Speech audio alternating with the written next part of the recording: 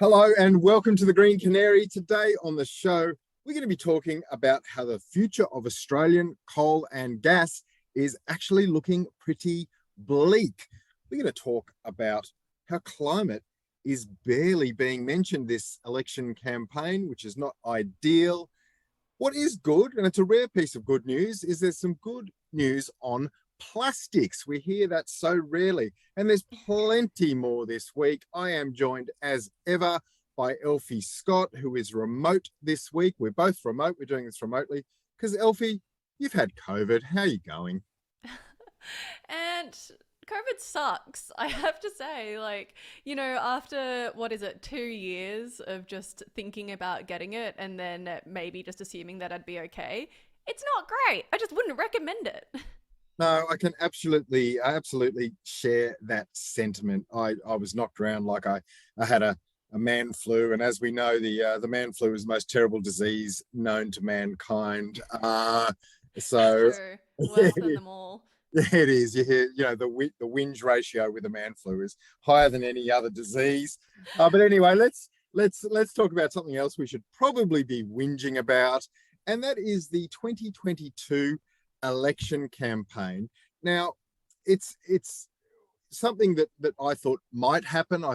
We put out a poll. We said this might be a referendum on climate. But I even wrote a newsletter saying in 2022 there is a very different election climate. It feels different. We might actually have an election campaign based around these issues, based around the pledges to get towards net zero, accelerating those pledges. But I wish. it isn't panning out that way, is it? Now, what happened in the leaders' debate? How many times, Elfie, did we hear the words climate change? It was bagel, wasn't it? It was Absolutely donut. zero. It was bagel, donut, zero. That's exactly what it was. We didn't hear it at all, and it's it's it was disappointing, but I guess ultimately not surprising. And I think the best analysis um, we came from Nick O'Malley in the Sydney Morning Herald, and we should give Nick his dues because he's a journalist who's covered climate issues for a long time. Yeah, And his pieces are always fantastic. I love reading his stuff. yeah, that's so it's worth sharing. I'm just going to read a paragraph here. He wrote that climate change has long been a political graveyard for Australian politics. We knew that. He wrote, the nation was made rich by its abundant resources, particularly coal and gas. As a result, powerful incumbent industries backed by media allies have used their political might to turn public opinion against leaders who dare heed the warnings of scientists too closely. And while public sentiment has today shifted, it has not yet shifted in the right places. This is what a Labor strategist told Nick O'Malley. In other words, Mm. the main parties, they're looking at coal seats. They're looking at seats like the Hunter Valley, Elfie, the seat of Hunter in the Hunter Valley, which is held by Labor by 3%. That's the seat that Joel Fitzgibbon will vacate at this election. Labor's got another candidate in there. They've got a guy called Dan Repasholi. Look, he's a former fitter and turner. He's a former coal miner. Uh, he's a former Olympian. He's been to the Olympic. He's an Olympian. He's been to the Olympics 3 times in the sport of shooting. So he likes coal. He likes shooting. He's a tradie. That's who Labor is putting up in this seat, as they probably must, and they're just not mentioning climate at all generally in the election, are they? Yeah, and I think that coming from the perspective of Australians who have lived through the past couple of years, we've seen the bushfires, we've seen the floods. It feels just kind of bizarre and like really rubbing against our values to not hear people campaigning on this issue. And, you can understand Labor's position to some extent, but the fact that they're just not talking about it at all is so frustrating, and it feels very strange as people who want to put our votes towards the climate that we're not hearing about it. It absolutely, the landscape has changed in 3 years. Nick O'Malley's piece made that clear. Countless polls that we've published and published in our newsletter and spoken about here on the podcast have shown that Australians more and more consider climate change an issue. And the ABC did a poll this week, didn't they, of young people of 18 to 29-year-olds. That would be your demographic. What has your demographic got to say about climate as an issue, Elfie? I'll say by like about 8 months, that is my demographic. But you're in it. But, you know, they have, again, nominated climate change as their most important issue, and it's higher than any single other issue that the ABC were looking at. And we should also note that more than half of the 700,000 new enrollments to the AEC were from 18 to 24-year-olds this year. So, you know, there is this very powerful voter base that look like they want to prioritize climate, and Labor, it seems, are not playing into that. So it's going to be very interesting to see what happens. Maybe the Greens will get a little bit of a boost from this, but who knows? Yeah, it'll be interesting to see how that plays out. Now, here's what we know. Let's transition into our next story. And this is a story about a new forecast that shows coal demand in China is about to plummet massively. Now, in the face of everything we just discussed, that young people and increasingly more Australians want climate action, and they want a transition to an economy that is absolutely running hot with renewables. We want that. Australians want that. Now, it turns out Australians are going to need that.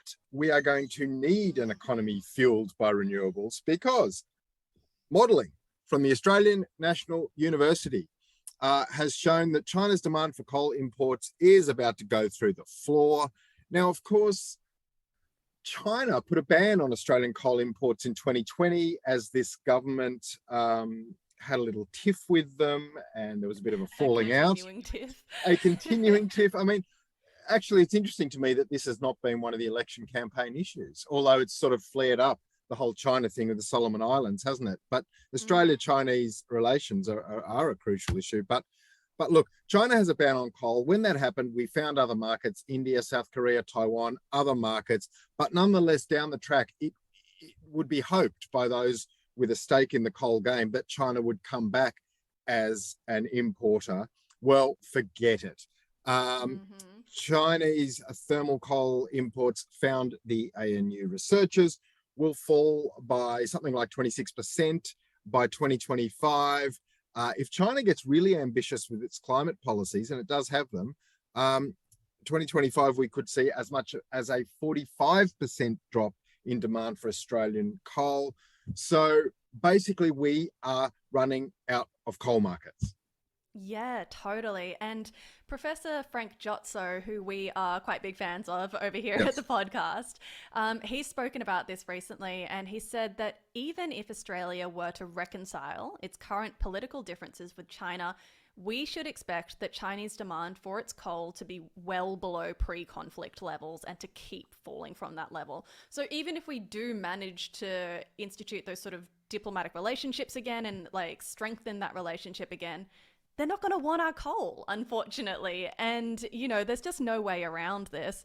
And, you know, coming from the position of people who have been listening to the Liberal Party promises for so many years, talking about how coal is, you know, the backbone of our economy, this is going to be a huge failure if it comes to fruition, based on these projections. Yeah. I mean, Giotso tells it like it is. He's an interesting man. He's one more quote from him. Our findings illustrate how energy security concerns, a fracturing global security and trade landscape, combined with climate action, are putting the squeeze on coal. Not in the distant future, but imminently. The squeeze on coal is imminent. It is not economic good sense to invest in coal. It is absolutely like investing in, you know, CDs. It's We're like the sanity of the world, you know. Yeah. We keep trying to plug DVDs and CDs. To go back even further to my day, we are video easy. You know, we are let's open a video store with beta and VHS. All right. Gas too, same boat. This is a sort of a different story, and it's sort of the same story. There is another study.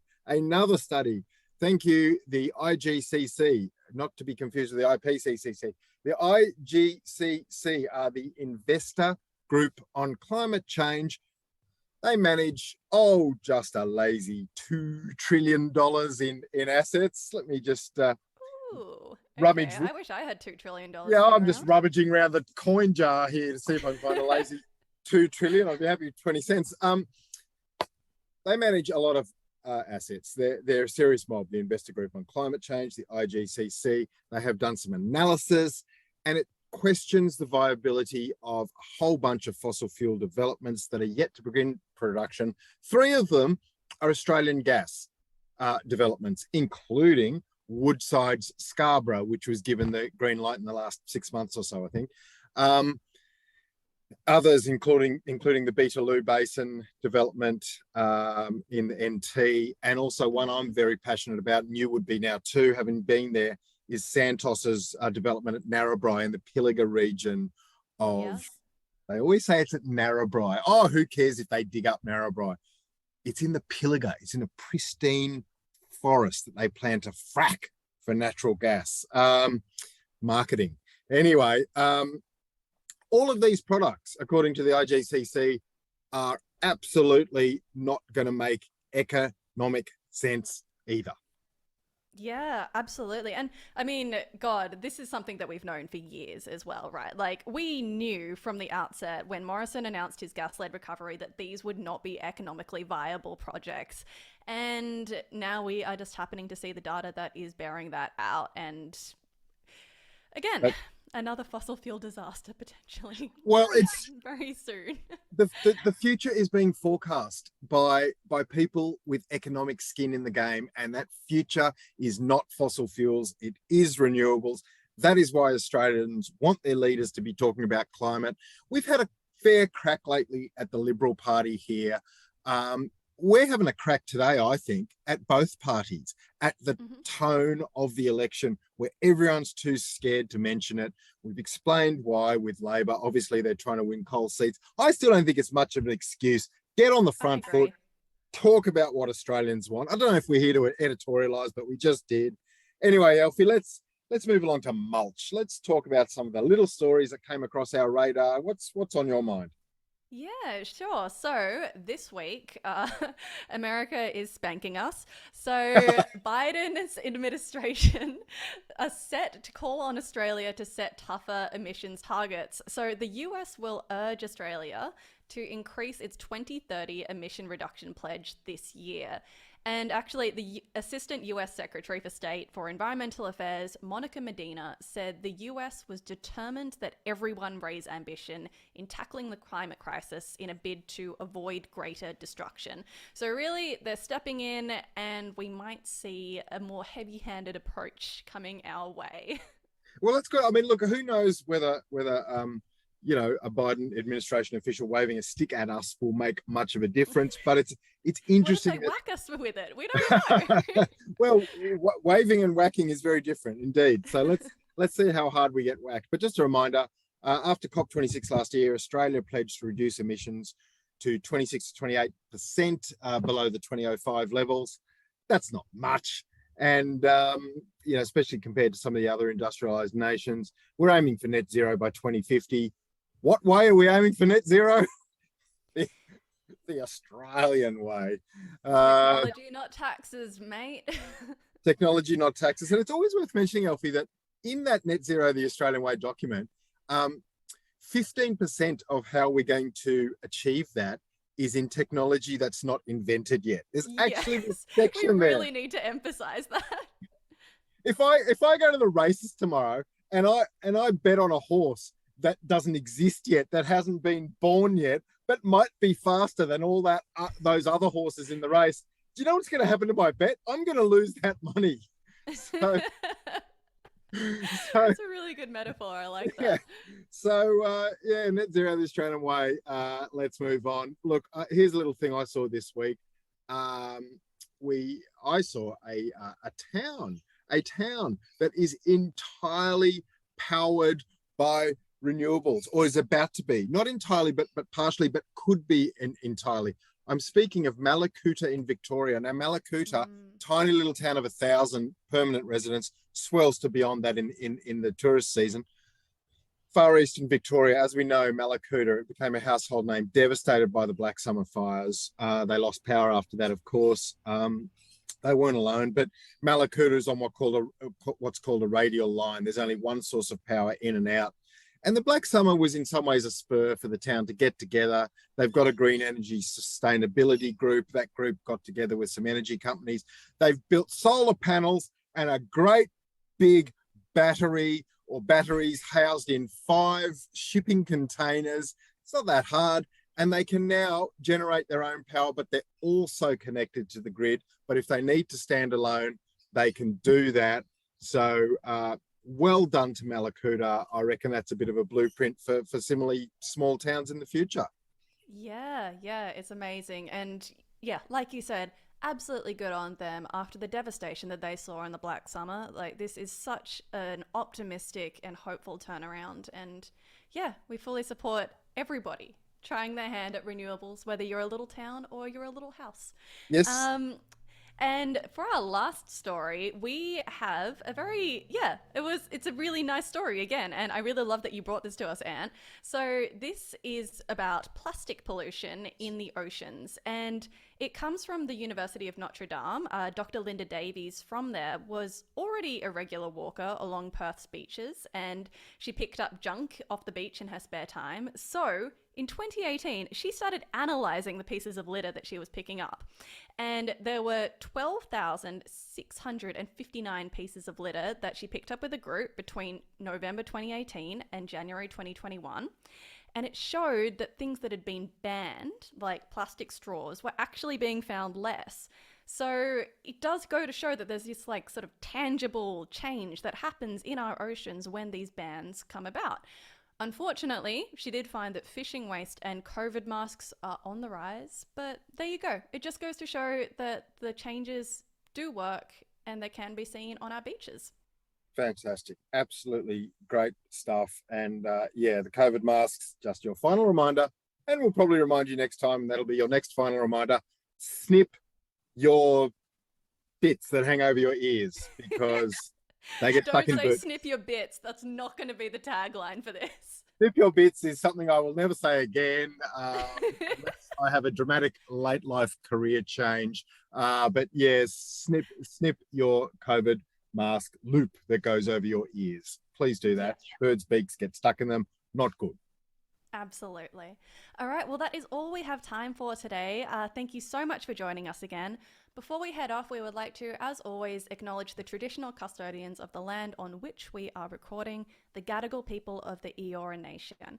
We'd like to pay our respect to elders past and present, as well as extend that respect to any Aboriginal and Torres Strait Islander people here today. Thank you, Alfie. And it's the day after Anzac Day, but I would like to acknowledge the role of Australian service women and men in our life. Those who have passed in previous conflicts, those who are serving today. Well done to all of you. And I'd just like to remind people that our newsletter comes out on Wednesday. hello@thegreencanary.co is who to email if you want one. We're about to have a page you can click on, make that easier. But for now, hello@thegreencanary.co, and you'll get all the week's environment news, some of the stuff that was in the potty today, plus a whole lot more, plus some graphs. But they're not boring graphs. I hate boring graphs. They're interesting graphs. They're colourful. The bars in the bar graphs have colour. They're not just black and white. Oh, good. That is a really good promise, actually. Crucial details. Crucial details. And I remind everyone just to say hello to us on socials. We're on Twitter @Green Canary Pod. We're on Instagram @Green Canary Media. So please keep chatting to us there. It's been great. We've had a bunch of new Twitter followers this week. So hello to you all. I know you're all listening to the pod. So thank you. And we shall see you all next week. Bye. Bye.